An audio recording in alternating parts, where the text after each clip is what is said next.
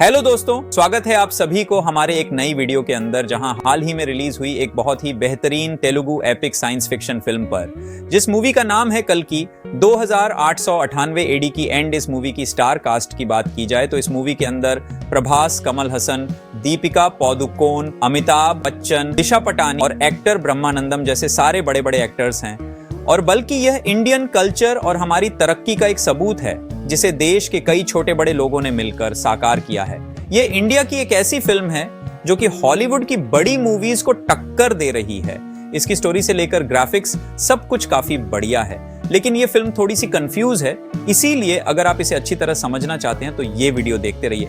आज मैं कल्कि 2898 एडी मूवी को शॉर्ट में एक्सप्लेन करूंगा, तो ये वीडियो काफी कमाल की होने वाली, इसलिए आप सभी इसे पूरा एंड तक जरूर देखें। और अगर आप में से कोई भी हमारे चैनल को पहली बार देख रहा है तो वो जल्दी से हमारे चैनल को सब्सक्राइब कर, और हाँ, सब्सक्राइब करने के साथ साथ बगल के बेल आइकन को भी ऑल पर सेट कर लें। और अगर आपको ये वीडियो पसंद आती है तो आप वीडियो को लाइक जरूर करना। तो आइए शुरू करते हैं। ये कहानी शुरू होती है महाभारत के समय में, जब कुरुक्षेत्र की जंग खत्म हो गई थी और अश्वत्थामा को छोड़कर बाकी सारे लोग मारे जाते हैं। एंड यहीं पर ही अश्वत्थामा और कोई नहीं बल्कि अमिताभ बच्चन हो। ये सारी चीजें देखकर अश्वत्थामा को बहुत गुस्सा आता है, तो वो सीधा ब्रह्मास्त्र को समन करता है। और क्योंकि इस टाइम पर अर्जुन के बेटे अभिमन्यु की वाइफ प्रेग्नेंट होती है, इसलिए अश्वत्थामा अपने ब्रह्मास्त्र से सीधा उस पर अटैक करता है जो बच्चा होता है। वह ब्रह्मास्त्र के अटैक से मारा जाता है, लेकिन तब भगवान कृष्ण उस बच्चे को अपनी शक्ति से बचा लेते हैं, जिसके बाद उन्होंने अश्वत्थामा को यह श्राप दिया कि वह ना चाहते हुए भी जिंदा रहना पड़ेगा,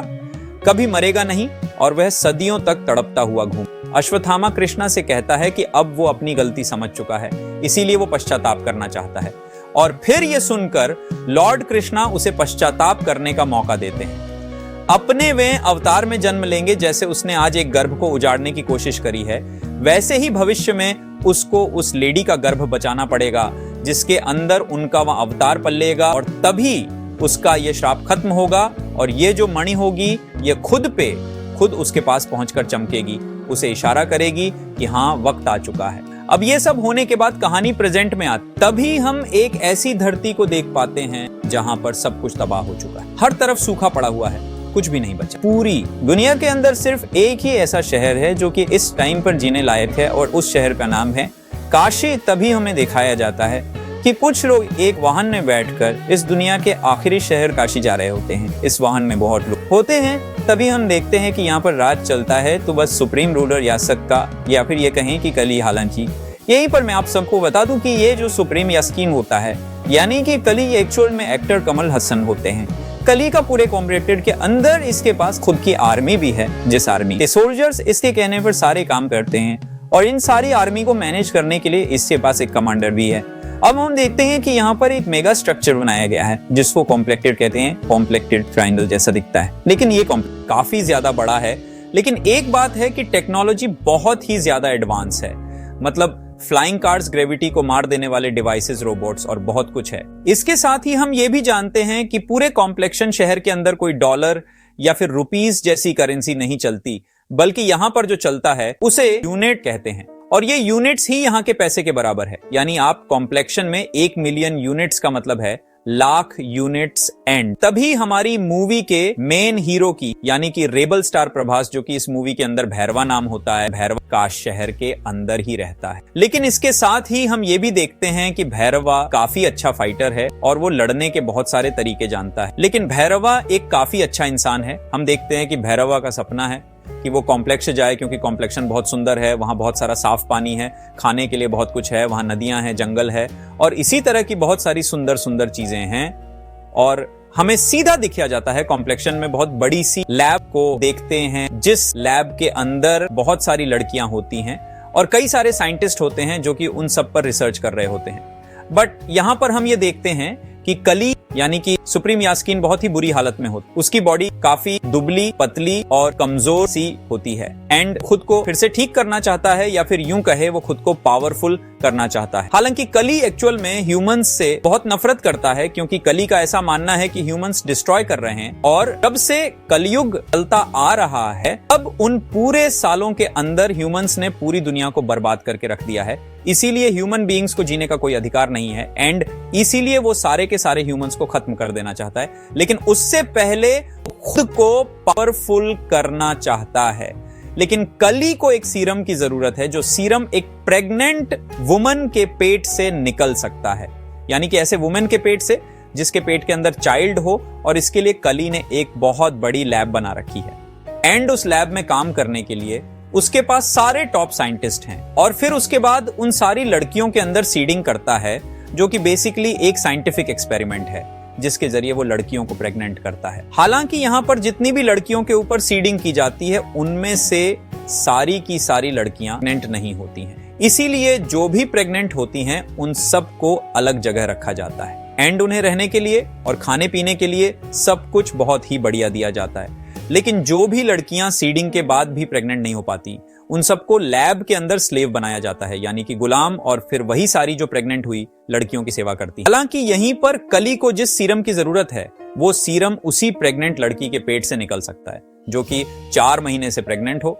लेकिन यहां पर कली की सीडिंग की वजह से लैब में जितनी भी लड़कियों को रखा जाता है वो सभी लड़कियां 3 महीने में ही मौत होने लगती हैं। लेकिन तब भी कली लगातार लड़कियों के ऊपर सीडिंग करवाता रहता है ताकि एक ना एक दिन उसे ऐसी लड़की मिले जो कि 4 महीने से ज्यादा टाइम तक प्रेग्नेंट हो, और जिस दिन ऐसा हुआ उस दिन उसे सीरम मिल जाएगा।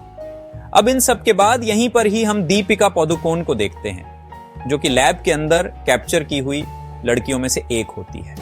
हमें यह पता लगता है कि दीपिका पादुकोण जब बहुत छोटी थी तब उसी टाइम पर उसके पेरेंट्स ने उसे कॉम्प्लेक्स भेज दिया है।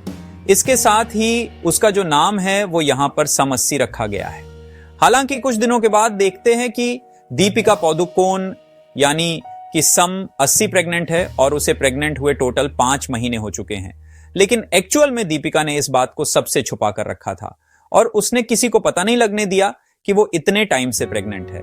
हालांकि दीपिका के बहुत टाइम छुपाने के बाद इस चीज को एक गार्ड देख लेता है और लैब वाले उसे उठा लेते हैं एंड लैब में ले जाकर उसे एक ट्रायंगुलर यानी कि त्रिकोण चेंबर में लिटाया जाता है, जहां पर सुई जैसे पाइप उसके पेट से सीरम को एक्सट्रैक्ट करने की कोशिश करते हैं। जब एक्सट्रैक्शन को स्टार्ट किया जाता है सिर्फ एक बूंद एक्सट्रैक्ट होता है, वैसे ही वो मशीन रुक जाती है एंड फिर पावर सप्लाई कट जाती है, लाइटें जलने बुझने लगती हैं और आसपास की सारी चीजें हिलने लगती हैं। एंड फिर दूसरी तरफ यहां से थोड़ी दूरी पर एक टेंपल होता है और उसी टेंपल के अंदर अश्वत्थामा होता है जो कि काफी टाइम से मेडिटेशन में होता है। तभी अचानक से उसकी आंखें खुलती हैं और वो इस बात को फील करता है कि कल की अवतार जन्म लेने वाले हैं और इसीलिए भगवान उसे संकेत दे रहे हैं कि वो उनके जन्म होने में कोई बाधा ना आने दें। और इधर देखते हैं कि कॉम्प्लेक्शन में सारे इक्विपमेंट फेल हो जाते हैं और सम 80 पाइप के थ्रू आग के कुएं में जाने लगती है। लेकिन तभी वो दूसरी लड़की जो वो उस पाइप में आ जाती है और सम 80 को उसका हाथ पकड़कर बचा लेती है। वो कहती है कि वो एक रिबेल है और वो यहाँ पर कॉम्प्लेक्शन लेने के लिए आई थी, लेकिन अब उसका टास्क सम 80 को बचाने का। वो सम 80 को टनल्स के थ्रू आगे भेजती है और फिर सम 80 अनजाने में लेजर लाइट्स पर पांव रख देती है और उन लेजर लाइट्स के ट्रिगर होते ही उस टनल में आग के एक्सप्रेस निकलने लगते हैं। अब पीछे से उसको गार्ड्स पकड़ने के लिए आ रहे होते हैं, इसीलिए उसके पास कोई भी चारा नहीं होता। आग में जाने के अलावा आंख बंद करके वो आग के बीच से होते हुए आगे बढ़ने लगती है। उसके कपड़े पूरी तरह से जल जाते, लेकिन वो सेफली टनल के दूसरे ईड पर पहुंच जाती है और बेहोश हो जाती है। वहां पर उसको 2 लोग उठाते हैं और उनके ट्रक में ले जाते हैं। वो समझ जाते हैं कि ये प्रेग्नेंट लड़की में कुछ तो स्पेशल है, इसलिए वो फैसला करते हैं कि वो उसको कॉम्प्लेक्शन से संभाला लेकर जाएंगे। जब सम 80 को होश आता है तो वो खुद को उस ट्रक में पाती है। ट्रक में उसकी प्रोटेक्शन के लिए एक लड़का और एक लड़की होते हैं, जिसमें से लड़की का नाम कायरा और लड़का का नाम अज्जू होता है। वह उसकी रक्षा कर रहे हैं और सम 80 को वो संभालने लगते हैं। तभी कायरा ने दीपिका पादुकोण यानी कि सम 80 को सुमति नाम दे दिया था, उसको वो संभाला ले जाने लगते हैं। और इधर कमांडर मानस सुमति की तलाश चालू करता है क्योंकि वह उसके पेट से पूरा सीरम को निकाल नहीं पाया। वह सुमति को ढूंढने के लिए उसके ऊपर 5 मिलियन यूनिट्स की बाउंटीज देते। इसी वजह से कई बाउंटीज और कॉम्प्लेक्टेड के उस ट्रक को घेर लेते हैं जिसमें सुमति मौजूद है। तब उसे बचाने के लिए कायरा अपनी जान गंवा देती है और अज्जू घायल हो जाता है और तभी अश्वत्थामा छोटी बच्ची के साथ वहां पर आता है, सबको मार देता है। उनके पास एक लाठी होती है जिसके चलते कोई भी उनको छू नहीं पाता। अश्वत्थामा यहां पर 8 फीट से भी ज्यादा का था और वह अपनी ताकत का अच्छा खासा प्रदर्शन देता है। लेकिन तभी वहां पर भैरवा आ जाता है, जो कि बहुत एक्सपर्ट फाइटर था और उसके पास बुज्जी नाम की एक एआई सुपरकार थी। भैरवा को कॉम्प्लेक्शन यूनिट्स की जरूरत थी, इसीलिए वह यहां सुमति को लेने आया था। फिर भैरवा उसे पकड़ने की कोशिश करता है, पर अश्वत्थामा उसका रास्ता रोक लेता है और तब उन दोनों की काफी खतरनाक लड़ाई होती। भैरवा काफी कोशिश करता है, मगर भैरवा हार जाता है और वह बस अश्वत्थामा सुमति को मां कहकर प्रणाम करता है। उसकी रक्षा का एक ही मकसद उसके पास था, जिसके चलते यह लोग संभाला पहुंच जाते हैं। वहां पहुंचकर अचानक बारिश हो जाती है, जिसके चलते मरियम और बाकी सबको यकीन हो जाता है कि हामा आ गई है, कल्कि इन्हीं के कोख से जन्म लेंगे। अंदर एक वृक्ष भी था, जो कि उसके नीचे कल्कि भगवान का जन्म होना था। और यहां पर इतने सालों बाद 2 पत्ते भी उगते हैं, सिग्निफाइंग कि भगवान आ चुके हैं। और ये पेड़ जो है ना, वो अंडरग्राउंड उगता है, ना कि ऊपर की साइड पर। और यहां जैसे कृष्ण अवतार के समय पर बारिश हुई थी, सेम यहां पर वैसा ही माहौल बनता है। अल्टीमेटली सब खुश थे, लेकिन दिक्कत यह होती है कि भैरवा कमांडर से यह डील करता है कि सिर्फ वही अश्वत्थामा को हराकर सुमति को वापस ला सकता है। और कमांडर इसके लिए मान जाता है और भैरवा अपनी कार बुज्जी को ठीक करता है, मॉडिफाई करता है, जिसको अश्वत्थामा ने बिल्कुल खत्म कर दिया था। आप यहां पर यह भी सोच रहे होंगे कि भैरवा आखिर शंभाला कैसे जाएगा, क्योंकि शंभाला ऐसे ही खुद से कोई नहीं जा सकता। शंभाला जाएगा तभी वहां पर कोई एंटर कर सकता था। असल में भैरवा के पास एक रेबल होता है, जो कि शंभाला का पता जानता है, और यह वही लड़का है जो कि काशी वाले ट्रक में आया था और भैरवा ने 5000 पॉइंट्स के लिए बचा के रखा था। वो भैरवा का बहुत ही बड़ा फैन होता है और वो उस पर यकीन करके उसको वहां पर ले जाता है। तभी इधर अश्वत्थामा अपनी छड़ी यानी कि लाठी का राज भी बताता है कि यह लाठी नहीं है, बल्कि उसके प्रिय मित्र, उससे भी ताकतवर योद्धा कर्ण का धनुष है। और इस धनुष का नाम विजय धनुष है। यह धनुष कर्ण को किसी और ने नहीं, बल्कि स्वयं परशुराम जी ने दिया था। लेकिन अश्वत्थामा का यह कहना था कि अब कर्ण नहीं रहा, तो यह मात्र एक बूढ़े व्यक्ति की लाठी बन गई है, कि तभी शंभाला के अंदर भैरवा के साथ साथ ढेर सारे कॉम्प्लेक्शन घुस जाते हैं और शंभाला के सारे हथियारों को खत्म कर देता है। एंड अश्वत्थामा और भैरवा खूब लड़ते हैं और अश्वत्थामा उसको हरा भी देता है, लेकिन इधर कमांडर मानस मरियम को मार डालता है। और यकीन करो, यहां पर जो सीन्स होते हैं वो काफी बढ़िया थे। अब कमांडर से बचने के चक्कर में सुमति फ्लाइंग मशीन से नीचे गिर पड़ती है, लेकिन उसको अश्वत्थामा और भैरवा मिलकर बचाते हैं। दोनों के पास अपने अपने मकसद थे, लेकिन अगले पल वहां पर कमांडर आकर अश्वत्थामा को कैद कर लेता है और भैरवा बेहोश हो जाता है। जहां भैरवा बेहोश है, वहां पर अश्वत्थामा की लाठी पड़ी हुई थी। अब सुमति को कमांडर लेकर जा रहा होता है कि तभी वहां पर वो जो वृक्ष होता है, उसकी एक पत्ती उस लाठी पर पड़ती है, जिससे कि वो लाठी भैरवा के हाथ में आते ही एक्टिवेट हो जाती है। और बस तब जाकर हमको पता चलता है कि असल में भैरवा कोई और नहीं बल्कि कर्ण थे। जैसे उन्होंने अश्वत्थामा को महाभारत में अर्जुन के बाणों से बचाया था, आज भी वह ऐसा ही करता है और अपने विजय धनुष में बाण रखकर कमांडर को मार डालता है। लेकिन अगले ही पल धनुष हाथ से छूट जाने पर उसको फिर से याद आता है कि वो तो भैरवा है, और उसे सिर्फ इतना याद रहता है कि वो सुमति को पकड़ने के लिए यहां पर आया था और वो सुमति को कार में डालकर वहां से सुमति को उड़ाकर ले जाता है। तो दोस्तों, ये थी कल्कि मूवी की एक्सप्लेनेशन वीडियो। अगर आपको ये वीडियो अच्छी लगी हो तो इसे लाइक और शेयर जरूर करिए, और ऐसी ही इंटरेस्टिंग वीडियोस देखने के लिए चैनल को सब्सक्राइब करना ना भूले और इस बेल आइकन को दबाइए ताकि आपको हमारी वीडियो सही टाइम पे मिल सके। तब तक के लिए बाय बाय।